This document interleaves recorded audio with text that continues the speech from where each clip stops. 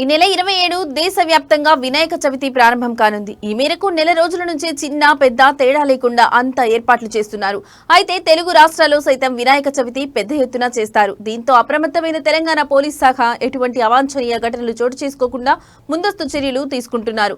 ఇందులో భాగంగానే Armoor police station పరిధిలోని పట్టణ మరియు గ్రామంలోని గణేష్ మండపాల నిర్వాహకులకు పాటించాల్సిన జాగ్రత్తల గురించి సూచించారు.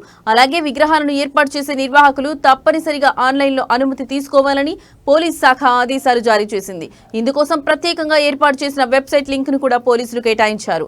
అలాగే మండపాలకు ఉపయోగించే విద్యుత్ కనెక్షన్ కోసం డీటీ కట్టాలని, సొంతంగా విద్యుత్ కనెక్షన్లు తీసుకోవద్దని, నిపుణులతో మాత్రమే ఆ పని చేయించుకోవడం సురక్షితమని పోలీసులు తెలిపారు. అలాగే కాలనీలో ఏర్పాటు చేసే మండపాలను వినాయక విగ్రహాల ఎత్తుకు తగ్గట్టుగా గాలి వానను తట్టుకునేలా బలిష్టంగా ఏర్పాటు చేసుకోవాలని పోలీసులు సూచించారు.